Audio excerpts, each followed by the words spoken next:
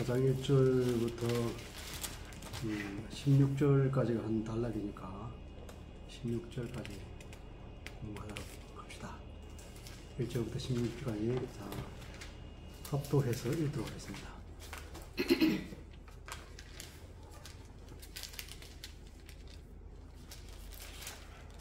준비 다 됐습니까?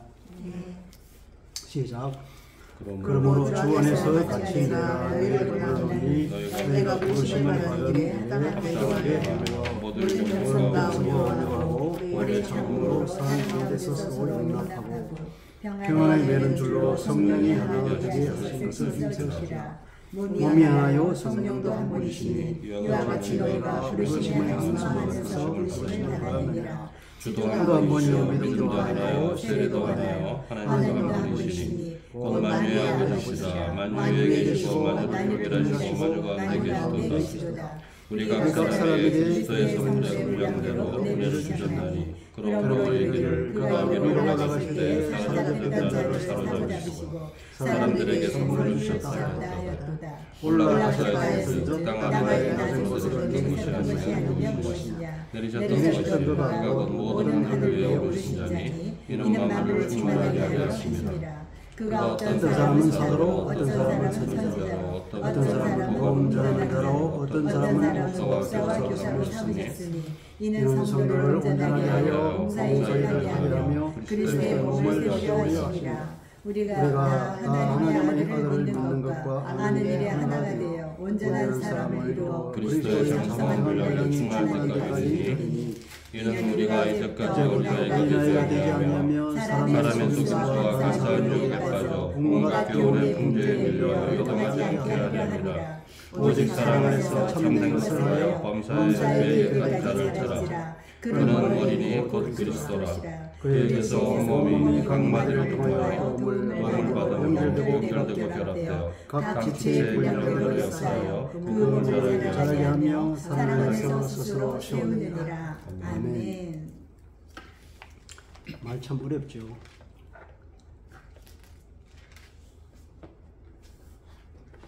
그래서 이렇게 공부할 필요가 있는 것입니다.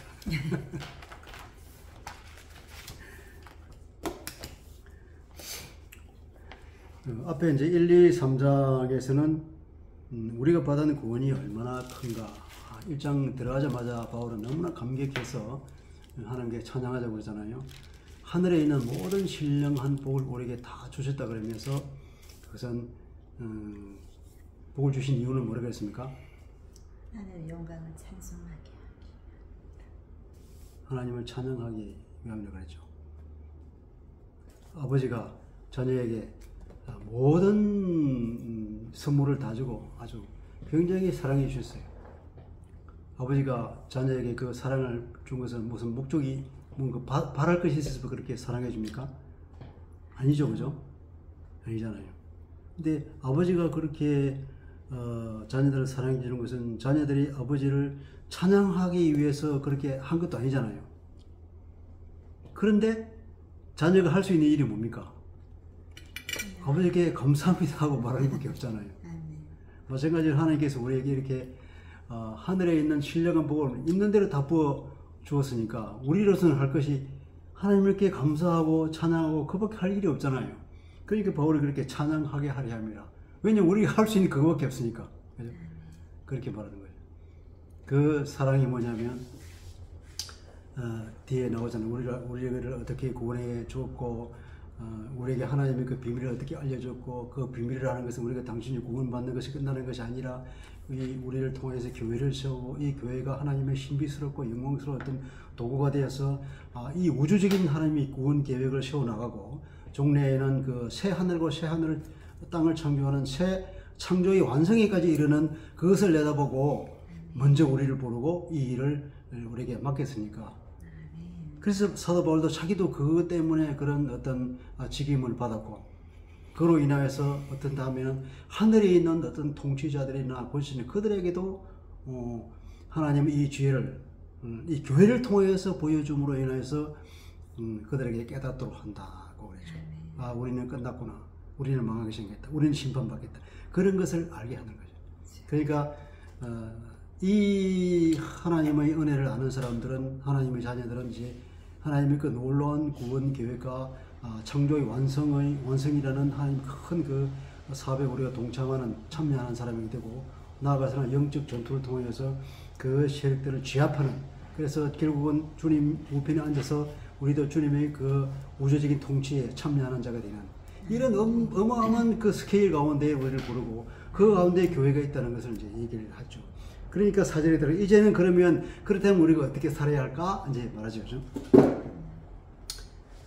그러니까 그렇게 대원리는 뭐냐면 내가 너희를 권하노니 너희가 부르심을 받은 일에 합당하게 행동하라 그러죠.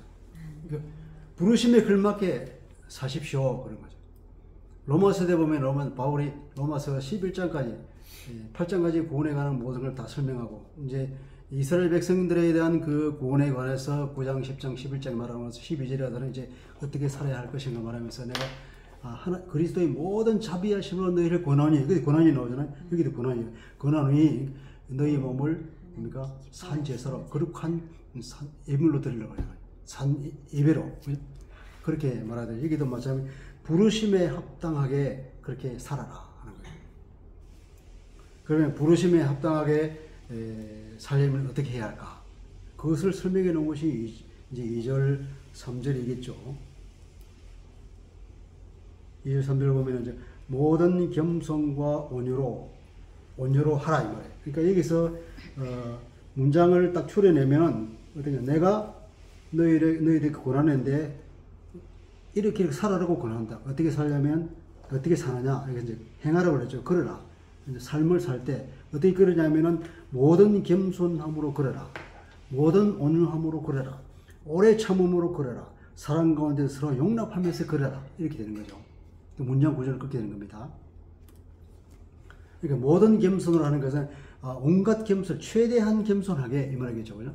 또 최대한 온유한 마음으로, 그리고 오래 참으면서 사랑 가운데서 서로 용납하면서, 이건 뭐 겸손은 뭐고 온유는 뭐고 오래 참는 것은 뭐고 용납하는 건 뭐, 이렇게 단어 하나하나를 우리가 설명할 필요는 없겠죠. 그죠? 바울이 이런 아마 그런 단어를 쓰면서 이건 이렇게 하기 위해서 저는 저렇게 하기 위해서 그래서 이 단어를 쓴 건 아닐 거예요 아마. 이런 단어를, 좋은 단어를 다 쓴 이유는, 이것들이 보면 나중에 우리 그 갈라디아서 보면 이게 성령의 열매에 이런 게 많이 나오잖아요. 또 고린도서에 보면 사랑에는 뭔가에 대해서 사랑은 온유하고 오래 참고 하는 게 나오죠. 그죠? 결국 이런 것들 다 이런 단어들을 다 조합하면 결국 성령의 열매가 될 것이고, 이것은 결국 사랑으로 산다는 걸로 아마 결론 날 거예요. 그러기 위해서 우리가 이제 여기서 바울 제일 먼저 나온 게 겸손하는 게 나오죠. 그만큼 이제 겸손이라는 게 중요하겠죠. 왜 겸손을 먼저 꺼냈을까요? 집사님, 바울이 왜 겸손이라는 말을 제일 먼저 꺼냈을까요? 그 단어를.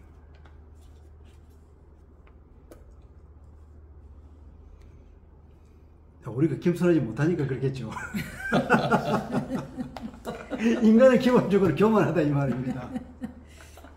얼마나 교만하냐. 아담이 바로 그것 때문에 심판받고 나왔지 않습니까? 아담이 하나님을 거부하고 배척하고 나 혼자 살겠다고, 내가 혼자 할 수 있다고.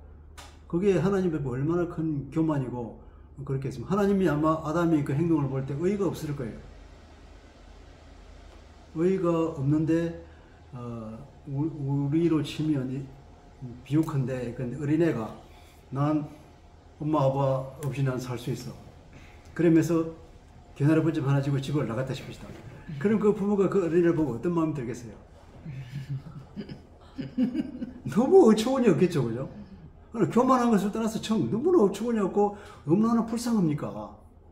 저렇게 나가서 살 걸 생각하면 하나님도 아마 그런 마음이 있을 것 같아요. 근데 그런 교만을 그리스도께 오셔서 정반대의 삶을 사셨잖아요. 그리스도는 철저하게 하나님께 순종하면서 십자가를 지고 죽기까지 순종하시다고 하죠. 자기를 비우고. 그래서 바울이 아마 이 겸손이라는 말을 제일 먼저 꺼낸 것 같아요. 인간에게 제일 문제는 뭐냐? 이 교만한 거다. 모든 사람은 모든 우주가 자기로부터 출발한다고 생각하잖아요. 불교도 보십시오. 그건 어떻게 철학으로 볼 수 있는데 이 사유로 통해서 만들어진 건데 그 사유가 어디서 출발하냐면 나로부터 출발하냐. 내가 없이 어떤 사유가 될 수 있겠습니까? 그 모든 것은 다 나로부터 출발하니까 그러니까 천상천안의 유아독존한 거죠. 내가 없으면 아무것도 없는 거죠. 외부로부터 어떤 것이 있다는 걸 생각 안 하는 거죠. 항상 나를 중심으로 생각하는 거예요. 모든 인류는 모든 인간은 다 모든 우주가 나로부터 출발한다고 생각하는 그 교만한 생각 가운데 다 있잖아요. 얼마나 교만합니까? 하나님 보지. 모든 우주가 내가 중심이니까. 어쨌든 그런 의미를 우리가 볼 수 있습니다. 그리고 온유와 오래 참음으로 사랑 가운데서 서로 용납하라. 서로 용납하려면 사랑하지 않으면 어떻게 용납 안 되겠죠, 그죠? 우리가 그런 우리 부르심에 합당한 삶을 살기 위해서는 이게 겸손하게, 온유하게, 오래 참음으로 사랑 가운데서 서로 용납하고 그러니까 그 연약한 자들 품어주고 하는 그런 삶을 사는 것이 부르심에 합당해 사는 방법이라 하는 것 아니겠습니까? 우리 오사모님 이 중에서 제일 잘 되는 게 뭘까요? 다 잘 안 되는데요. 제일 안 되는 게 뭘까요? 제일 안 되는 거요. 다 어렵지만 오래 참는 게 참 어려운 것 같아요. 네. 오래 참는 거. 네. 우리 전사님은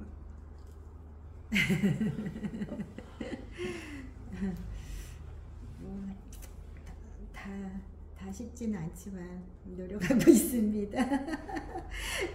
사랑이 제일 어렵겠죠. 사랑이 제일 어려워요. 집사님 제일 안 되는 게 있습니까? 이 중에서 이 단어 중에서 성경 속에 있는 말씀이 사실 다 지켜야 되는 건데도 알면서도 그 옛날에 학교에서 도덕과 같은 그런 건데도 윤리 도덕과 같은 건데 잘 안 되지. 근데 우리가 그렇게 얘기하면 안 되고 우리 성령을 받았잖아요. 점점 이제 변해가요. 성령을 받았기 때문에 성령 안에서는 할 수 있다고 하거든요. 그러니까 율법을 로마서 주장 거기에 우리가 이제 율법을 폐했다. 여기도 우리 에베소서 때 나왔잖아요. 그 율법을 이방인과 유대인이 왜 연합하게 됐냐면 율법을 폐했기 때문에 그런 거예요. 유대인들 우리는 율법을 가지고 있어. 우리는 너희들 개 같은 종류하고 우리는 달라. 우리는 하나님이 거룩한 백성인데 우리는 율법이 있단 말이에요. 법도 없는 것들이 어떻게 우리가 같이 할 수 있냐. 그래서 하나님께서는 그 율법을 폐해버렸다. 율법을 폐했다고 하는 것은 어떤 조문으로서 율법을 없앴다는 거예요. 그래서 유대인들은 이제 율법 던져버려. 그것이 아니고 이제 율법을 안 지키는 것이 아니라 율법을 어떤 조문으로서 율법을 지키지 말고 어떻게 성령이 우리 안에 오심으로 예레미야가 말했듯이 에스겔이 말했듯이 우리 심령에다가 율법을 하나님께 새겨주었기 때문에 이제는 할 수 있다는 거예요. 그 율법을 조문으로 지키는 것이 아니라 그 율법 정신을 지키게 된다는 거예요. 우리는 할 수 있는 거예요. 할 수 있기 때문에 이제 성령의 인도를 따르기 위해서 우리 기도하고 힘을 구해야죠. 참 다 안 되는 거지만 참 오래 참는 게 참 힘듭니다. 저도 우리 집사람하고 싸우는 게 오래 못 참아가지고 애들한테도 오래 못 참아가지고 왜 화를 내고 그거 좀 참으면 되는데 그거 참 안 참아졌어. 그 안 참아지는 것도 결국은 다 나 중심 때문에 그래요. 나 중심, 내가 편하자고, 내가 힘드니까 그런 거더라고요. 이 기회를 빌어서 사과를 드리고 더 고치도록 하겠습니다.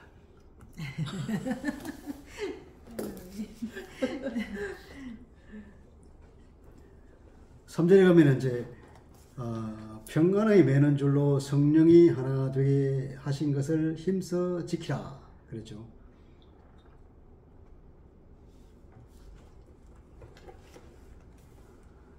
이제 많은 학자들이 이 뒤에 나오는 것이 이제 몸이 하나요, 성령도 한 분이고, 부르심의 한 소망이고, 주도 한 분이요, 믿음도 하나요, 세례도 하나 쭉 나오면서 하나됨을 굉장히 강조하잖아요.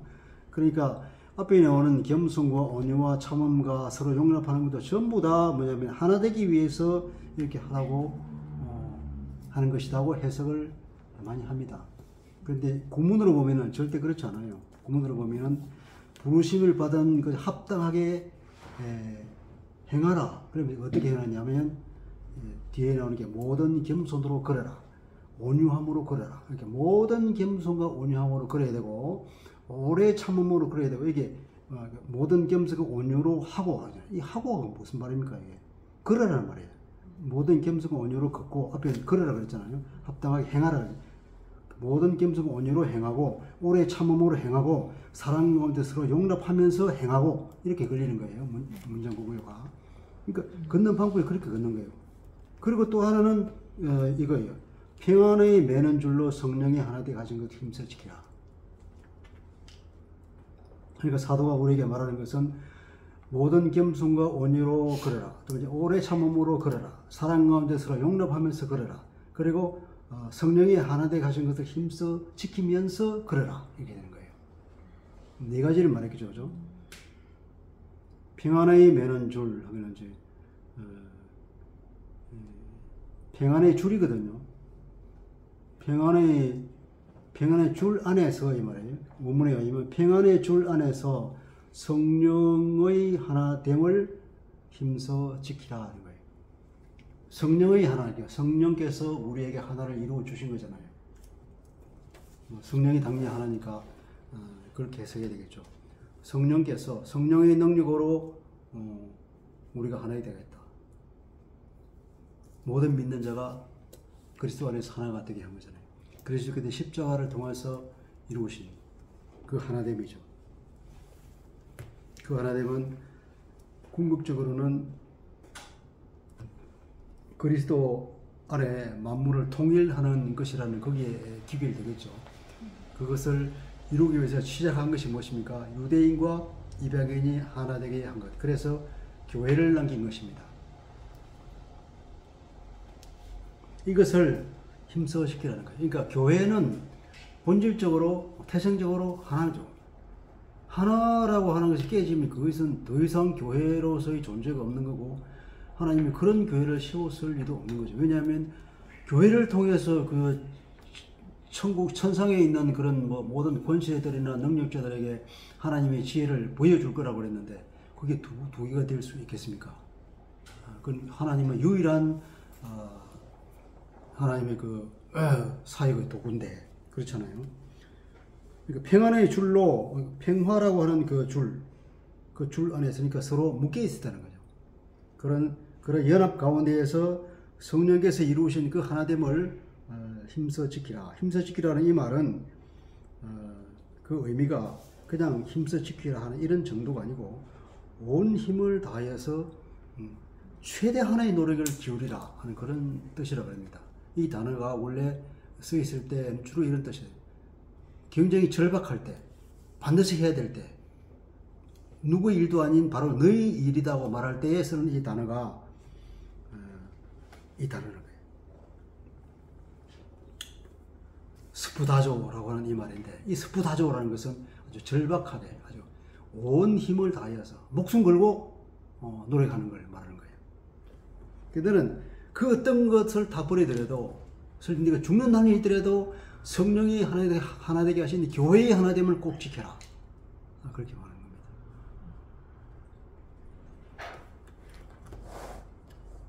그런데 실제로는 교회가 얼마나 많이 분열되어 있습니까?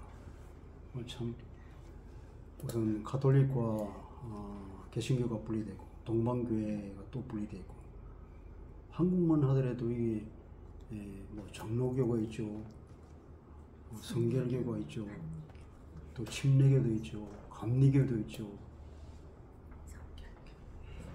또 뭐가 있습니까? 굉장히 많잖아요.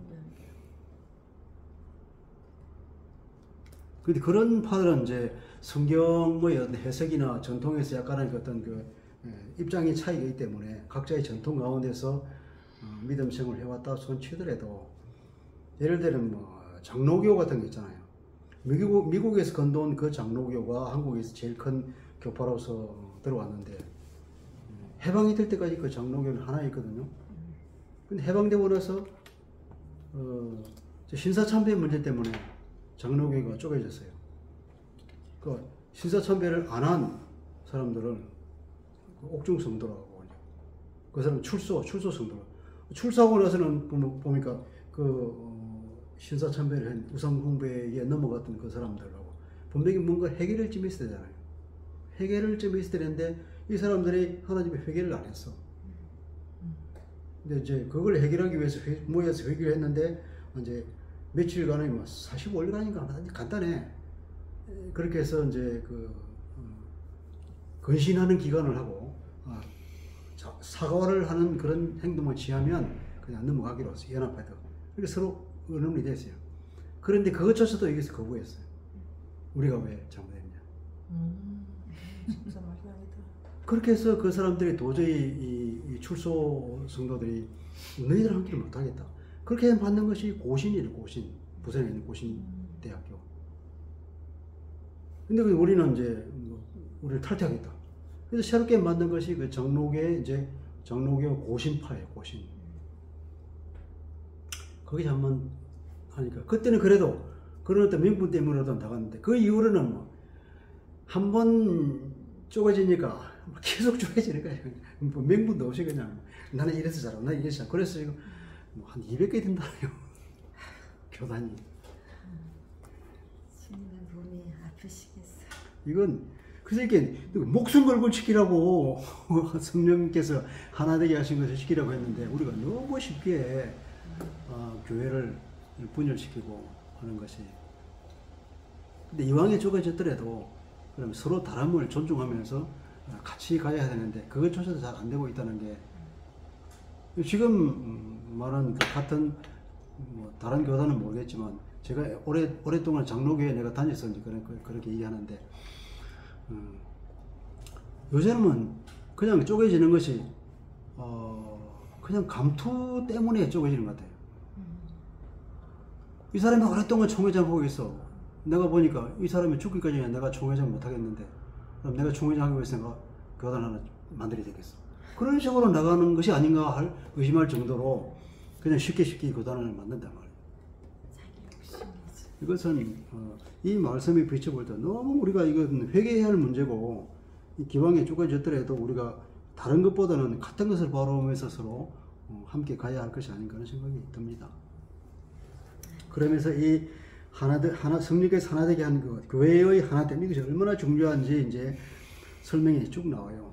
4절 보면 몸이 하나요, 성령도 한 분이고, 부르심의 한 소망 안에서 너희 부르심을 받지 않았냐? 너희들 부르심을 달리 받았냐? 하나님께서 너희를 부를 때에 어떤 다른 목적이, 너는 이런 목적, 너는 이런 목적 불렀냐? 다 동일한 목적으로 불렀다 하나님께서. 하나님의 그 우주적인 구원 계획을 위해서 너희를 부르고 그리고 다른 사람을 모아가지고 하나를 만들어서 이방인이든 유대인이든 한 교회를 만들어서 이 교회를 통해서 하나님께서 이 땅에서 일을 하러 가시는데 바울이 하는 얘기 그 얘기지 아닙니까?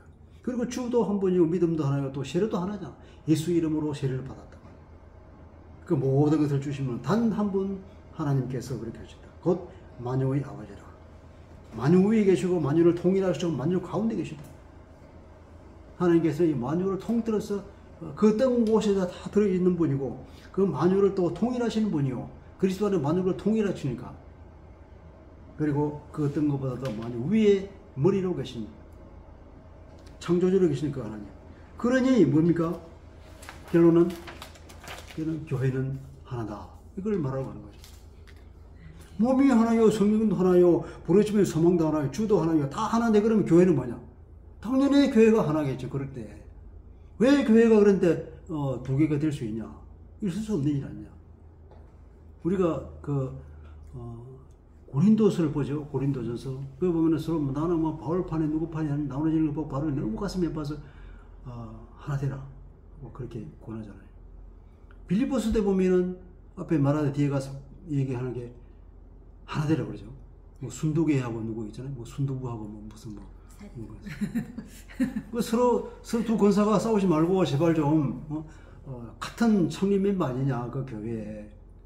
아마 빌립보 교회 처음 있었던 사람이 누구죠? 제일 먼저 전도된 사람이 자주장사 루디아잖아요. 아마 루디아하고 순두부가 서로 싸웠던 것 같아. 그러니까 서로 하나 되려고 이렇게 얘기하고 있죠. 이 에베소도 마찬가지로 이걸 강조하고 있는 거죠.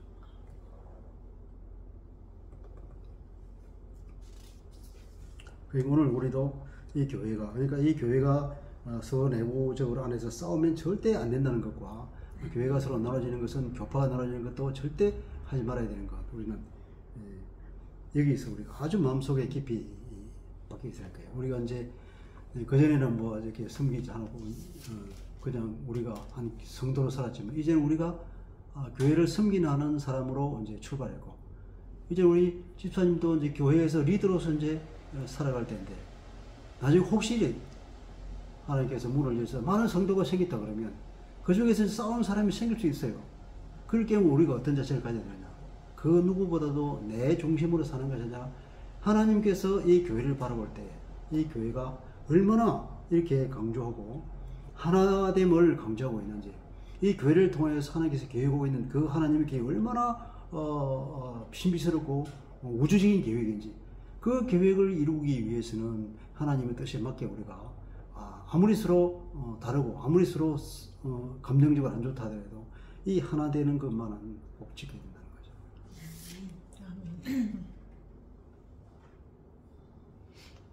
이것은 1절부터 6절까지 한 단락이라고 볼 수 있겠습니다. 자, 그 다음 이제 우리 각 사람에게 그리스도의 선물이 분량대로 은혜를 주셨습니다. 그랬죠. 그 다음에는 이제 각 사람에게, 모든 성도들에게는 하나님께서, 그리스도께서 은혜를 주셨어요. 그리스도의 선물이 분량대로 그랬잖아요. 그러니까 누구는 어떤 은사가 주어졌는데 나는 왜 그런 은사가 안 주어졌을까? 그걸 우리가 부러워할 것도 없고 또 나도 반드시 받아야 한다고 말할 필요 없는 것이거든요. 그리스도의 선물이 분량대로 그랬잖아요. 이 그리스도께서 그분의 주권에 따라서, 필요에 따라서 나눠주는 것이죠. 그러니까 이분에게 준 은사와 비슷한 은혜를 나에게 줄 수도 있겠지만 그건 오로지 우리 그리스도의 그 주권에 따른 거죠. 선물로 주는 거니까 그 분량대로 주는 거예요. 그분의 뜻에 따라서 나눠주는 것입니다. 그래서 우리는 남의 선물을 부러워하거나 혹은 그 시기할 필요도 없고, 선물을 준 것은 반드시, 선물은 공짜지만 받은 우리에게는 그에 따른 의무가 주어지는 거예요. 짐이 주어지는 거예요. 다 선물을 준 것은 교회를 세우기 위해서 준 거거든요. 그죠? 교회를 세우기 위해서 내가 이 선물을 어떻게 활용하고 써야 되는가. 고린도전서에도 그렇게 나왔죠. 그죠? 다 교회의 덕을 세우기 위해서 한 거라고. 교회를 세우기 위해서 필요한 것이지 내가 어떤 자랑거리로 내어줄 것도 아니고, 내가 이걸 통해 내 개인의 유익을 위해서 쓰는 것도 아니고, 항상 나보다는 우리 이웃 성도들을 위해서, 그리고 전체적으로는 교회를 세우는 방향으로 이것을 잘 써야 하는 거죠. 바로 이렇게 선언합니다. 각 사람에게는 모두 다 나름대로의 은사가 주어졌다. 은사를 주신 주님을 설명하면서 시편 68편 18절을 비슷하게 패러디해서 인용합니다. 그러므로 이르기를 그가 위로 올라가실 때에 사로잡혔던 자들을 사로잡으시고, 사로잡혔던 자는 이건 포로죠, 그죠? 위로 올라가실 때에 포로를 사로잡으시고, 포로를 사로잡으시고 하면 될 텐데 왜 사로잡혔던 자들을 사로잡히고 이런 동어 반복을 하는지 모르겠어요. 사람들에게 선물을 주셨다 하였도다. 원래 시편 68편 18절은 사로잡으시고 사람들로부터 선물을 받으셨다 이렇게 되어 있거든요. 근데 선물을 주셨다라고 했습니다. 아마 사도께서는 이 시편의 내용이, 시편은 이제 하나님께서 이스라엘 사람들을 출애굽시켜서 시내 산으로부터 쭉 뽑아가지고 예루살렘 시온 산에까지 끌고 간 그 얘기를 하고 있는 걸 보고, 그걸 그리스도가 하나님께서 상징적으로 보여준 이것을 이제 와서 하나님의 그 뜻을 성취했다 그런 의미로 이제 받아들인 거죠. 그리스도가 십자가 지심으로 모든 인간의 죄로부터 구원하시고 하나님 자녀로 하늘에 높여 주시다는 거죠. 그러니 우리에게 선물을 안 주시겠나? 그리고 하늘에 올라가시면서 뭘 남겨주시냐? 교회를 남겼잖아요. 근데 이 교회를 남기고 주님께서 성천하실 때에 하늘에 올라가시고 그 목적이 뭐라 그랬죠? 앞에 우리 배웠잖아요.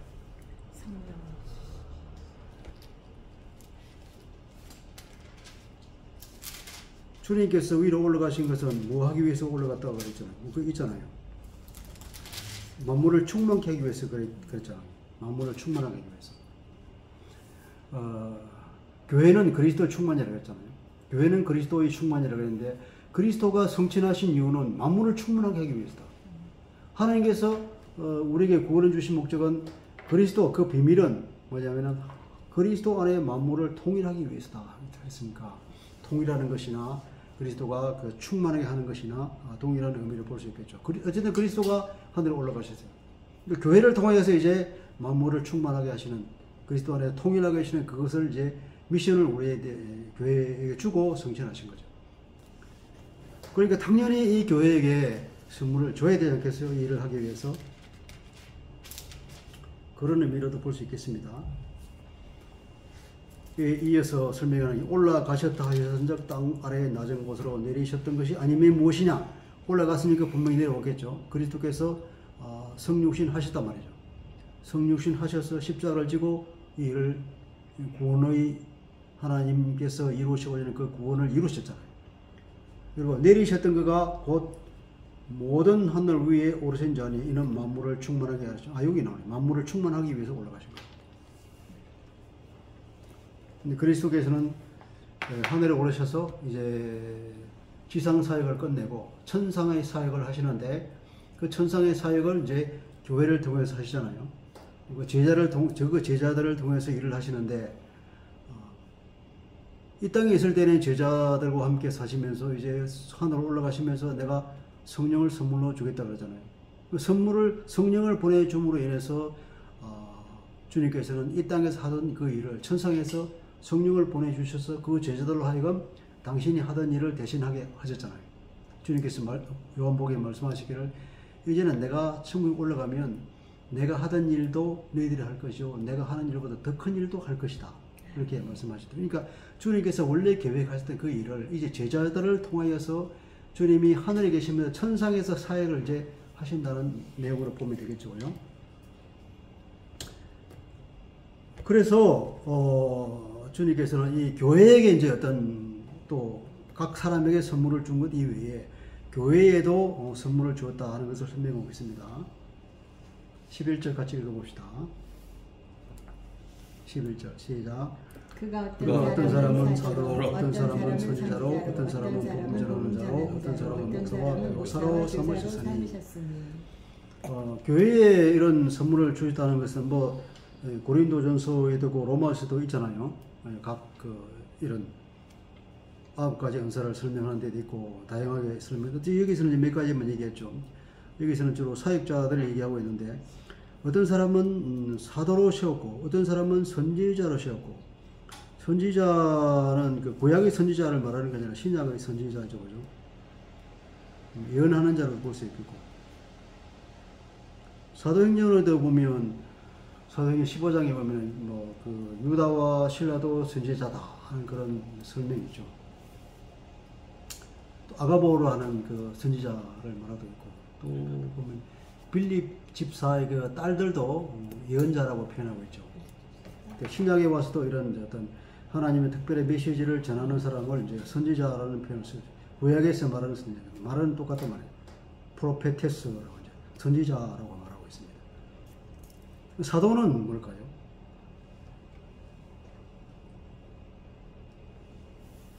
사도는 그리스도의 부활을 경험했고 그리스도와 함께 사시면서 따로 부름받은 12사람을 말하겠죠. 그러니까 이 사도는 교회가 앞에 보면은 교회는 사도들의 터 위에 세워진 게 교회라 그랬거든요. 그러니까 사도의 역할은 교회를 세우는 거죠. 근데 이때 교회를 세운다고 하는 것은 어떤 로컬 처치를 말하는 게 아닐 거예요. 우리 여기서 뭐 누리사는 교회를 세웠다. 저기 온누리 교회를 만들었다. 그런 각 교회를 만드는 것이 사도가 아니라 어떤 추상적 한 개념으로서 세계적인 교회. 우리가 신앙 고백할 때 그죠? 뭡니까? 교회를 말하고 있잖아요. 신앙 고백할 때 그 교회 있죠, 그죠? 그 교회. 그러니까 카톨릭이죠, 카톨릭. 어떤 개념적인 하나의 교회. 모든 교회를 통틀어 주님의 몸으로서의 교회. 그 교회를 세우는 그 기반이 된 게 누구냐? 그 사도다 말이에요. 그 사도가 기반이 되어서 이 땅에 교회가 세워지고, 이 교회가 계속 확장돼 나가는 것이 이제 이 교회가 막 온누리교회가 세워지고 할렐루야교회도 세워지고, 우리 그것을 이제 로컬 처치라고 말하거든요. 그래서 각 이제 개개의 교회가 세워집니다. 근데 이 사도는 이제 그런 교회의 추상적 개념으로서 그 교회의 기반이 되는 사람들을 이제 사도라고 말하고, 또 어떤 사람은 복음 전하는 사람, 복음 전은 뭐 전도자라는 표현을 하겠죠. 또 어떤 사람은 목사와 교사로 삼으셨다. 근데 예를 들면 바울은 어떤 직분을 받았을까요? 사도. 바울은 사도였죠. 선지자이기도 하죠. 자기도 선지자라고 소개하는 데 있어요. 바울은 또 어떤 사람? 복음 전하는 자로 살았지 않습니까? 바울은 또 교회를 섬겼죠, 그죠? 그러니까 목회를 했죠. 목사이면서도 얼마나 자기가 말씀을 많이 가르쳤습니까? 교사 역할을 했죠. 그러니까 누구 한 사람에게 하나님이 그걸 주는 것이 아니라, 이제 어쨌든 이런 역할을 하는 사람들이 각 교회에 있다 이 말이에요. 하나님께서 주신다는 거예요. 그러니까 교회는 우리가 여기 이제 지교회가 세워졌어요. 그래 하나님께서 여기에 이제 그 교회를 이끌어 나갈 수 있는 사람을 세우실 거예요. 목사와 교사를 세워주고, 복음 전하는 자도 보내주실 것이고, 그리고 이 교회를 섬겨 나가던 집사도 세워주실 것이고, 하나님께서 사람들을 보내주시는 거예요. 그리고 보내주셔서 뭐냐면 교회의 역할을 하게 한다는 거죠. 그렇게 주셨다 이 말이에요. 11절 보면은 하나님께서는 교회, 그리스도께서 교회에다가 이런 사람들을 주셨는데 왜 주셨느냐? 12절에 그 이제 주신 목적이 나와 있습니다. 이런 성도를 온전케 하여 봉사의 일을 하게 하며 그리스도의 몸을 세우려 하심이라.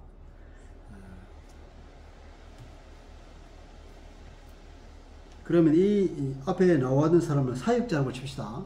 이 교회에 세워진 이 사역자가 하는 일이 이제 이런 거죠. 12절에 나와 있는 일이죠. 그러면 이 12절에 나와 있는 말로 봐서는 사역자가 하는 일이 뭘까요? 교회의 몸을 세우게 하려 하고 성도를 온전하게 하는 것. 성도를 온전하게 하고 봉사일을 하게 해서 봉사일을 하게 하고 교회를 세우는 거죠. 그리스도 몸을 세우다. 세 가지입니까? 건강하게 세우고 이게 해석에 따라서 충만하게 결론적으로. 옛날에는 우리 이게 이제 개역 개정이거든요. 그냥 성도를 온전하게 하여 봉사의 일을 하게 하며 그리고 그리스도 몸을 세우게 하심이라. 이걸 이제 자세히 읽어보면 의도가 있는 거예요. 그러니까 성도를 온전하게 해서 봉사의 일을 하게 하면 요거까지가 하나의 목적.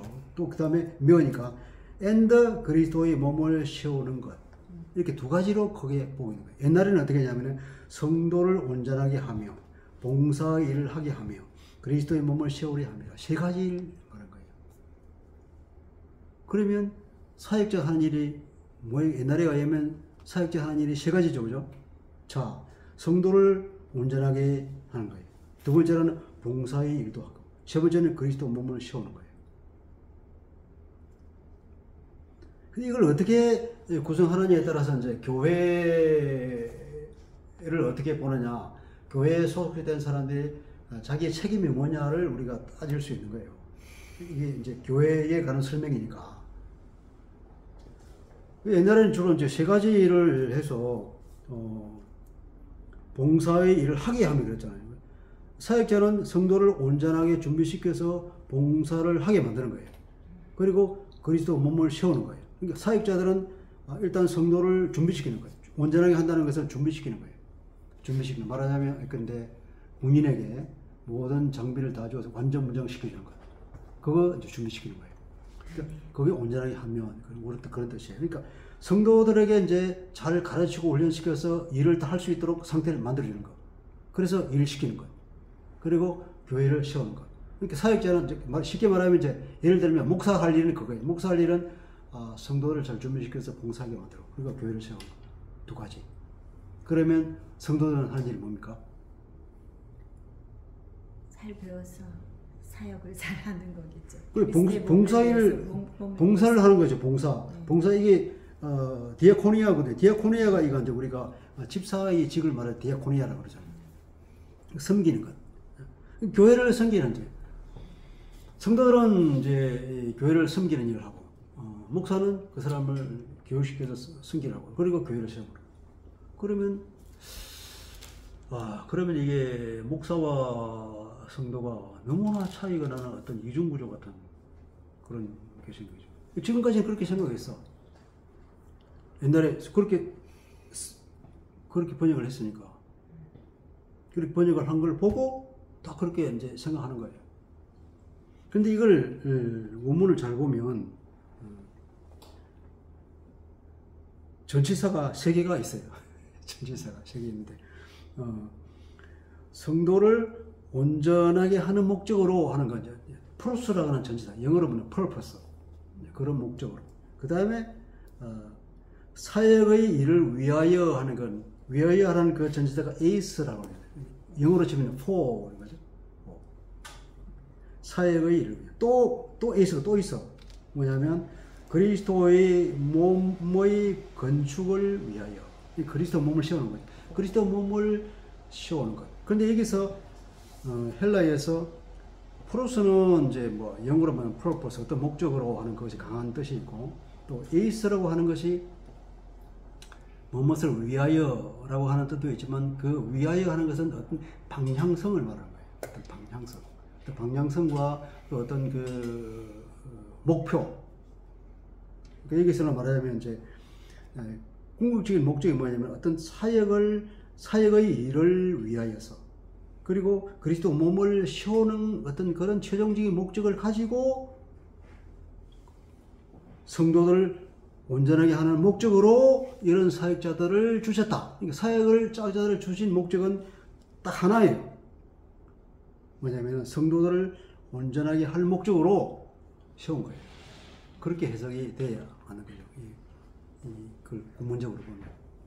근데 뒤에 ace가 붙어 있기 때문에 이 ace는 이제 이 목적을 더 구체화시키는 거죠. 성도들을 그렇게 온전하게 하는 목적은 뭐냐 하면은 봉사의 일을 하도록. 그리고 나아가서는 뭐냐면은 그리스도의 몸을 세우도록. 자, 교회에 사역자를 주십니다. 하나님께서 왜 주셨습니까? 성도들을 잘 가르치고 훈련해서 일을 할 수 있는 만번의 준비를 세우도록 그렇게 사역자를 주십니다.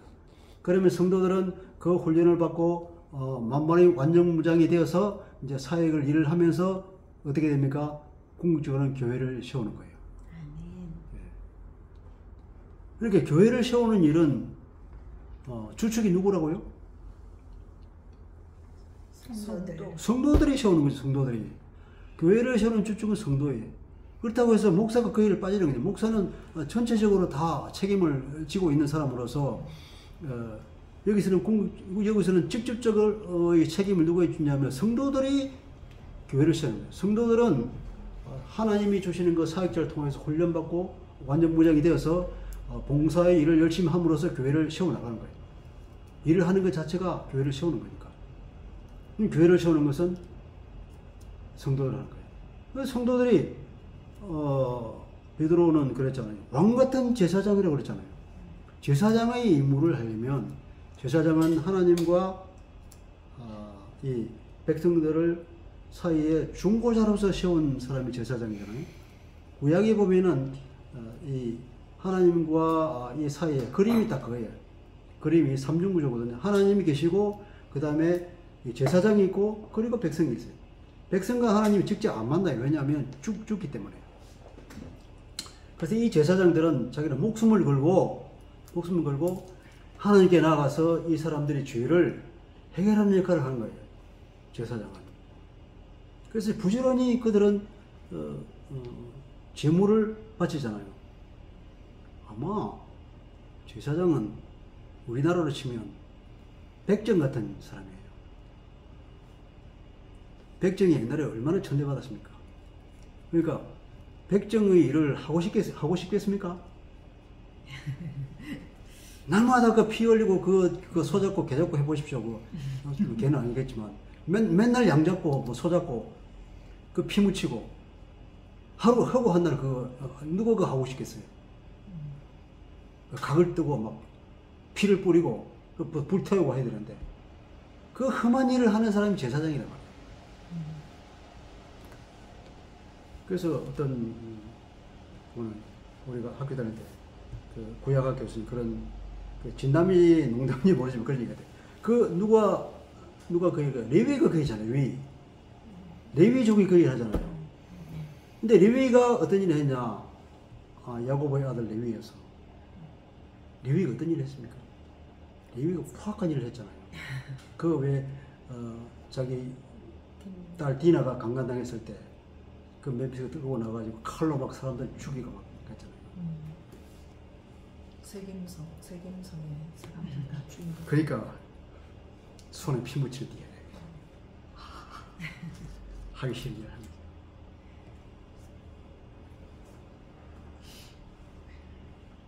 어쨌든 그러니까 제사장의 역할을 감당하는 그러니까 이 사람들을 주께로 인도하고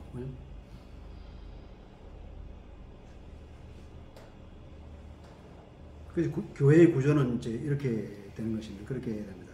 네.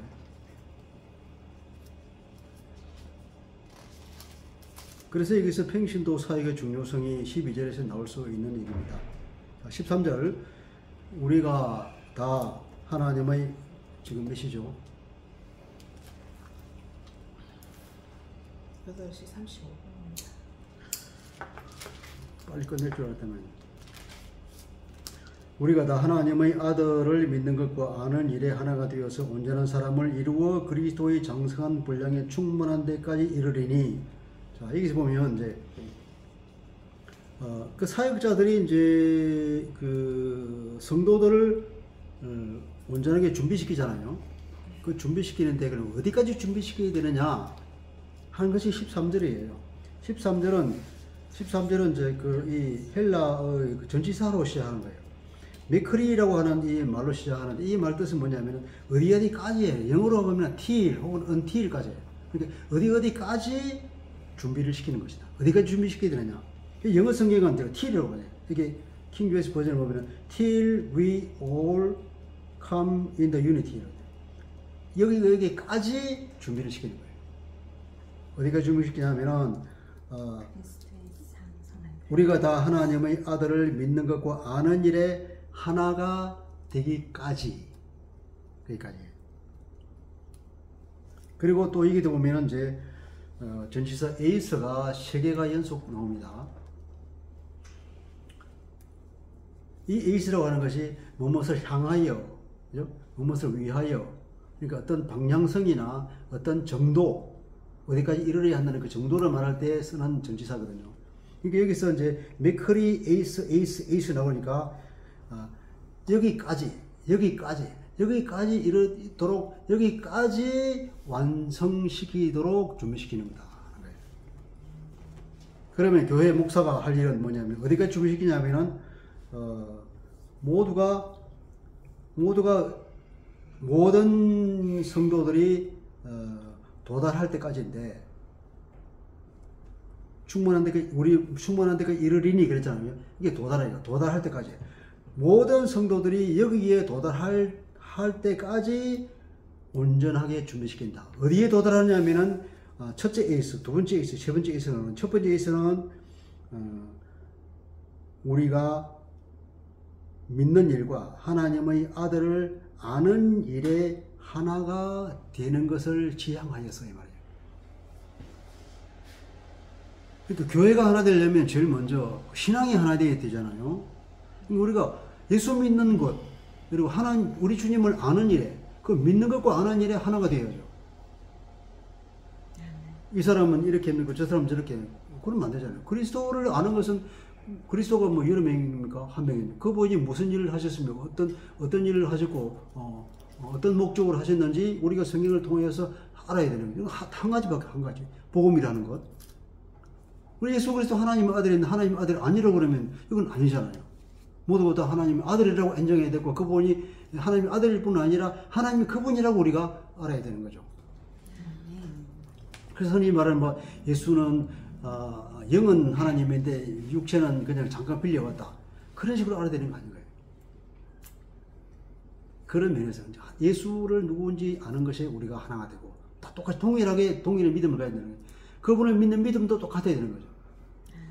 믿음도 달라서는 안 되는 거죠. 그죠? 우리가 믿는 이 믿음이 믿음으로 구원을 얻는다고는 이 믿음으로 동일하게 같아야 되는 거죠. 동일한 믿음, 우리 동일한 그리스도. 우리 이런저런 다 완전히 일치가 돼야 돼요. 그렇게 되도록 우리가 가르치고 훈련받아야 된다는 거죠. 그것은 사역자가 가르쳐야 하는 어떤 목표일 뿐 아니라 우리 성도들이 알아야 할 신앙의 목표이기도 하죠. 그죠? 또 하나의 의의서는 뭐냐면 온전한 사람에게 이르기까지 그때까지 교육받아야 되는 거예요. 누가 온전한 사람이 될 수 있겠습니까? 그리스도께서 오시면 우리가 온전한 사람이 될 줄 믿습니다.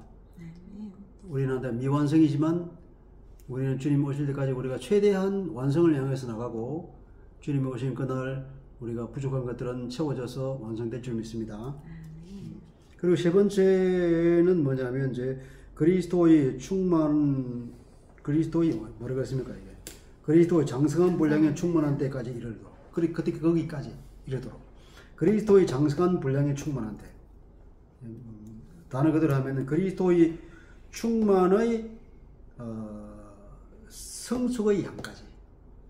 성숙 때. 그러니까 뭐랄까요?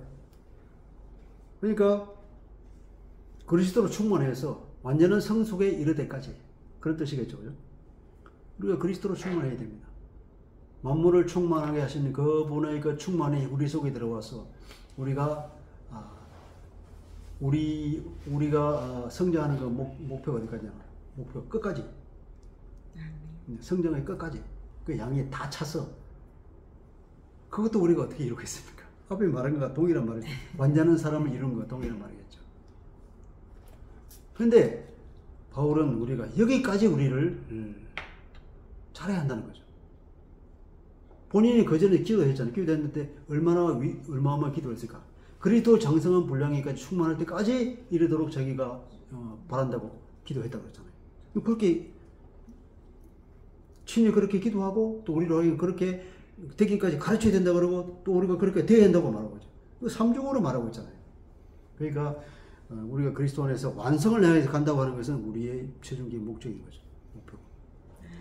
여기 보면 여기서는 에베소서는 어떻게 보면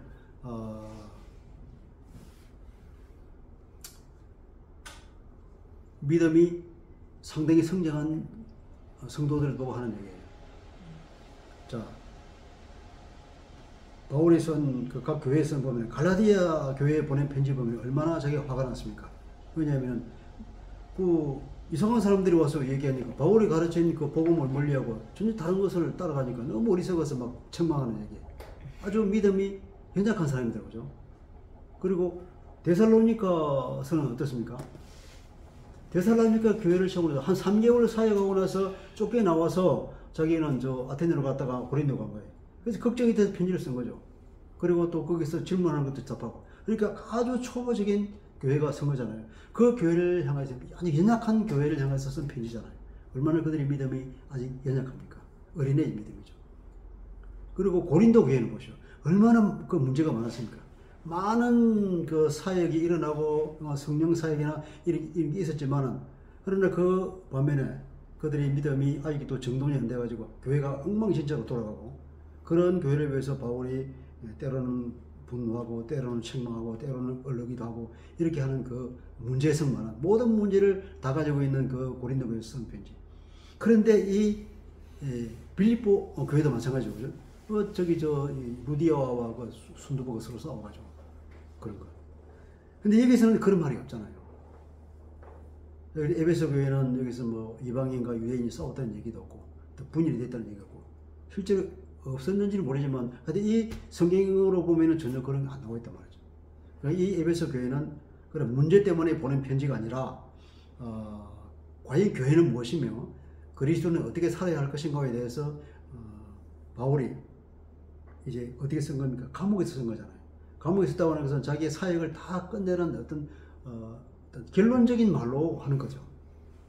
최종적으로 남겨주고 싶은 이 말을 성숙한 교회인 에베소 교회에 줌으로써 우리에게 남겨준 유산이잖아요. 그러니까 우리가 뭐냐면 여기까지 자라라는 거예요. 우리는 절대로 우리의 성장을 멈추면 안 되고 계속해서 자라나가야 되고, 바울이 자기한테 그렇게 기도했고 사역자들 하면 그렇게까지 준비시키라고 말하고, 그리고 성도들도 그렇게까지 준비되어야 된다고 뒤에 말하고 있는 거 나오고, 이렇게 말하는 것은 정말로 교회가 완전성을 향해서 가고 주님이 오실 때 반드시 그 완성까지 차기 때문에 우리가 영광의 모습을 입잖아요. 그렇게 권고하고 있는 걸 보게 됩니다. 14절, 15절은 이제 이것도 이제 그 목적을 말하는 거예요. 여기는 그 목적을 말하는 이제 영어로 소데트 하는 걸 시작하는 겁니다. 소데트 하는 걸 시작해서 14절 하나가 있고 15절 하나가 있는 것. 그 두 가지를 설명을 하고 있어요.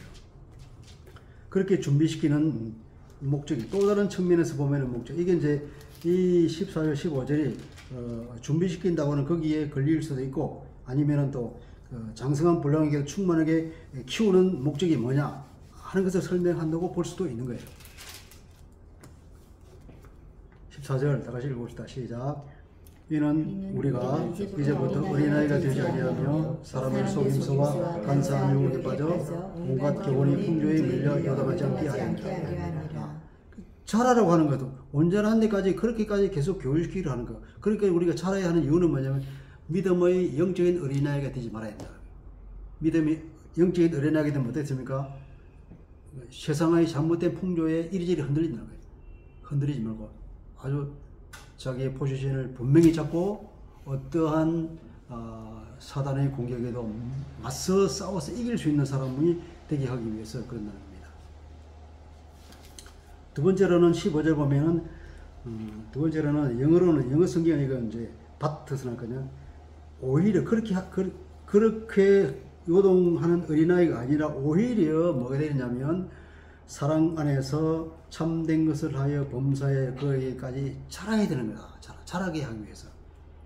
그러니까 그러나 우리를 번역하면 오히려 그렇게 흔들리는 어린아이가 아니라 오히려 사랑 안에서 참말을 하라. 참된 것을 한다. 이건 잘못된 번역이에요. 이 말은 참말을 해라. 진실을 말해라. 여기서 진실이라는 게 복음이겠죠. 진실은 복음을 계속 말하고 범사의 모든 면에서 그리스도에게 그에게까지 자라도록 하기 위한 것이다. 여기도 자라는 거잖아요. 여기서 사랑 안에서 복음을 말해라. 그리고 모든 면에서 그리스도처럼 닮아가는 자라를 계속해서 자라나가라. 그분이 누구냐면은 그분은 머리인이 곧 그리스도다 하는 거죠. 그리스도 그분. 이번 16절은 이제 결론적인 말이에요. 그에게서 그로부터 하는 겁니다. 그 그리스도로부터 온 몸이 연결되고 결합되어서 각 지체가 분량대로 역사해서 각 지체가 자기 소임을 다하여서 그 몸을 자라게 하며 사랑 안에서 스스로 세우느니라. 세운다는 말이 나오죠. 자, 그런 궁극적인 목적은 그렇게 하면 어떻게 되냐면은 교회가 세워진다는 것입니다. 그리스도로부터 제일 중요한 게 그리스도와 연결되어 있어야 되겠죠. 그리스도를 통하여서 연결되고 결합되어야 된다. 그리스도가 그 머리고 교회가 몸이라고 그랬잖아요. 머리인 그리스도와 연결되고 그리스도로부터 모든 자연이 흘러나와야 돼요. 그죠? 그러니까 그리스도로부터 단절되면 절대로 이거는 교회일 수 없는 거죠. 예수 그리스도를 안 믿는 교회는 교회가 아니잖아요. 흔히 보면은 예수 그리스도를 믿는가 안 믿는가 이상한 교회도 보이거든요. 그런 이단이단 말이죠. 연결되어 있고. 그리고 결합되어서 각 마디를 통하여 도움을 받음으로 라고 번역했는데 원문은 단어 그대로 번역하면 공급의 각 마디를 통하여 공급해주는 마디를 통하여 여기 마디는 이제 마디는 뭘까요? 관절이잖아요. 관절을 연결시켜 주는 것은 인대거든요. 인대. 여기서 이제 마디라고 하는 것은 이 뼈하고 뼈를 연결시켜 주는 그 관절이기도 하고 그 인대죠. 인대가 서로 연결시켜 주잖아요. 이것은 어떻게 보면 이게 사역자를 말하고 있는 거예요. 이 각지체들을 서로 연결시켜 주는 것은 누구냐? 사역자들을 우리 그리스도로부터 영향을 공급받아서 인대를 통하여서 공급을 시켜주는 거죠. 이거 공급의 각 마디라고 했으니까. 공급의 각 마디를 통하여서 연결되고 결합된다. 그래서 각 지체가 분량대로 역사한다. 자기의 분량의 자기가 받은 그 은사를 최대한 다 사용해서 그렇게 되면은 몸은 자라게 되고, 그리고 몸인 교회는 사랑 안에서 자동적으로 세워진다 하는 것입니다. 이게 교회를 두고 이제 하는 얘기입니다. 오늘 우리가 볼 때 이제 그러면 우리가 교회를 섬길 때에 우리가 어떻게 훈련받고 우리가 어떻게 신앙이 말씀 가운데 깊이 서야 될 것인가, 우리가 얼마나 더 배워야 될 것인가, 그리고 또 우리가 이렇게 세워져서 교회를 어떻게 잘 섬겨야 될 것인가. 그렇게 우리가 말씀을 배우고 신앙을 서로 하나가 되게 하는 이유는 섬기기 위한 것입니다. 교회를 잘 섬겨서 교회가 주님 보시기에 든든하게 세워지는 것, 그것이 궁극적인 목적이기 때문에 각 교회가 각 로컬 처지가 다 세워지면 궁극적으로 온 세계 교회, 주님의 몸으로서의 교회가 든든히 세워지고, 그러면 그 교회를 보고 온 세상에 있는 저 하늘에 있는 그 악한 영들과 그 권세자들이 항복하는 날이 온다는 거죠. 그럼 그때 우리가 강력한 우리가 그 성령의 능력을 가지고 악한 영들을 대적하여 이기고, 그죠?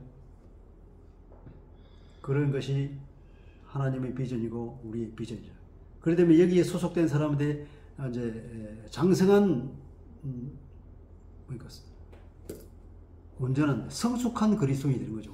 성숙한 그리스도인으로서, 그러면 우리가 내 하나 구원받고 그냥 내가 죽으면 천국 간다, 여기서 주님을 모시고 산다, 그런 정도가 아니라 이제 우리는 어떻게 우리의 목표가 뭐라고요? 교회가 세워지는 거잖아요.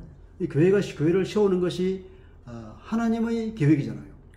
그러니까 우리가 이제 그리스도와 이제 동업자가 되는 겁니다. 이제 어린아이가 어렸을 때는 계속 그 아버지로부터 선물만 받으면 조금 장성하면 철이 들면 내가 할 일이 있겠구나, 아버지가 일을 하시니까 내가 아버지 일을 도와서 해야 되겠구나, 그런 철이 들잖아요.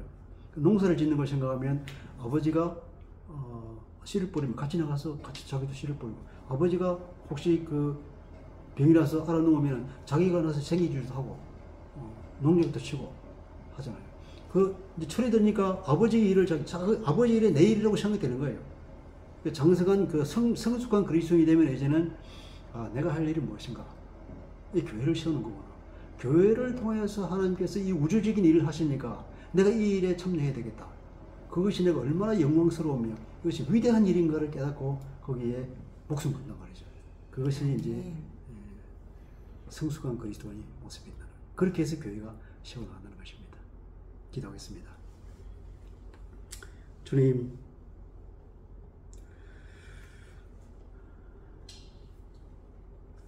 오늘은 이 교회에 주는 메시지를 받았습니다.